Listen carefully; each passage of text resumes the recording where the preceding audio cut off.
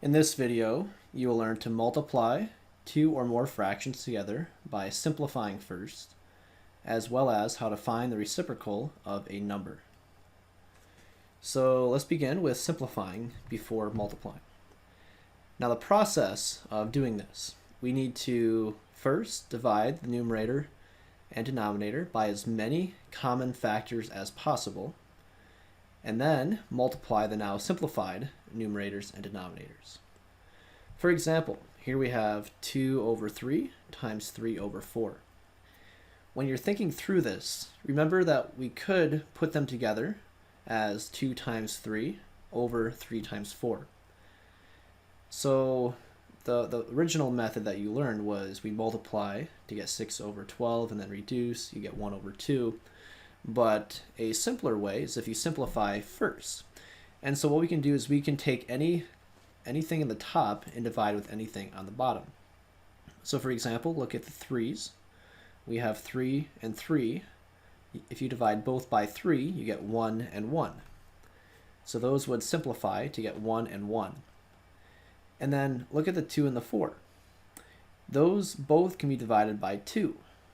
Right? 2 divided by 2 is 1. 4 divided by 2 is 2. So when we do that, we now have 1 over 2. So now we have simplified the numerators and denominators. Now we can do step 2, which is multiply. So we have 1 times 1 on the top, which gives 1. And then 1 times 2 on the bottom would give you 2. So our solution is 1 over 2. Now you really don't need to put them together into one fraction like we did here, but you can think through it like that if it's helpful. But usually when I think through this, if I were doing this myself, I would just see that the 3 on the top can divide with 3 on the bottom. We get 1 and 1. 2 and 4, we can divide both by 2 to get 1 and 2. So you don't have to literally put them together in the same fraction, but it may be helpful for you to do that as you first begin learning the process.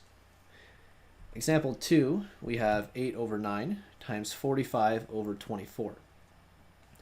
So for this one, we definitely want to simplify first, because if you did not, you would have to do 8 times 45 and get some large number, and then do 9 times 24 and get some large number, and then take those large numbers and simplify.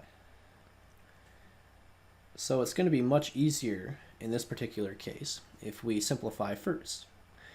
So again, if you want, you can think of this as being put together as one fraction, where we have 8 times 45 on the top and 9 times 24 on the bottom.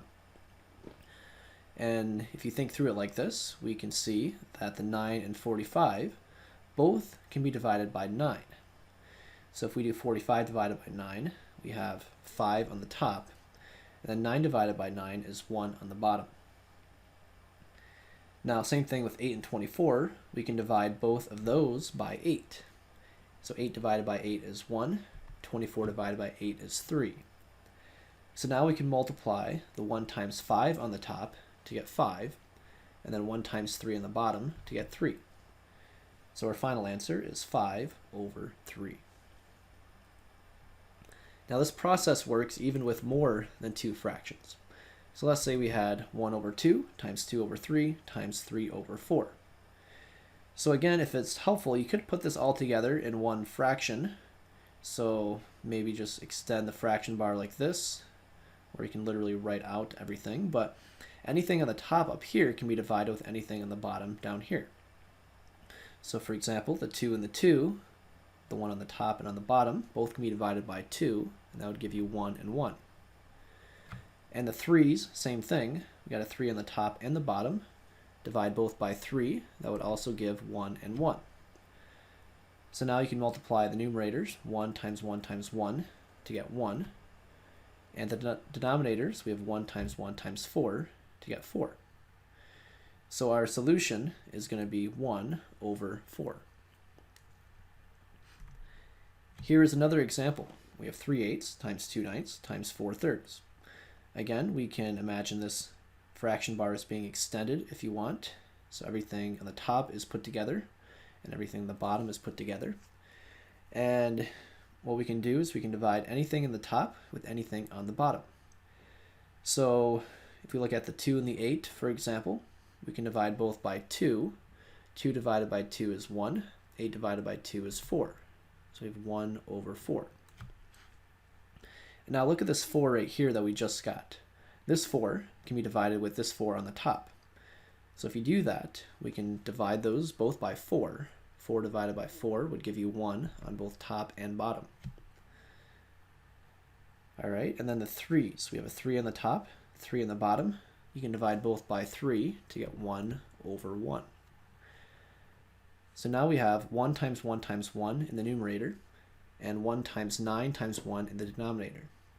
So our solution would equal 1 over 9. So this method is going to be much simpler to use, especially when you have like large numbers, because otherwise it's going to be very difficult to simplify after you've already multiplied. Now lastly, we need to switch gears and talk about reciprocals. So reciprocal, by definition, are two numbers that multiply to equal 1. So how do you find a reciprocal? Well, to find a reciprocal, we basically just invert the numerator and denominator. So we switch the top and the bottom. So for example, the numbers 2/3 and 3 over 2 are reciprocals. So notice we just switch the top and the bottom. So instead of 2 over 3, we have 3 over 2. And those are reciprocals because if you multiply those together, 2/3 times 3 over 2, we would get 1. Right? Because on the top we have 2 times 3 is 6. The bottom we have 3 times 2, which is 6. 6 over 6 would equal 1. So to find the reciprocal, we just switch the top and the bottom.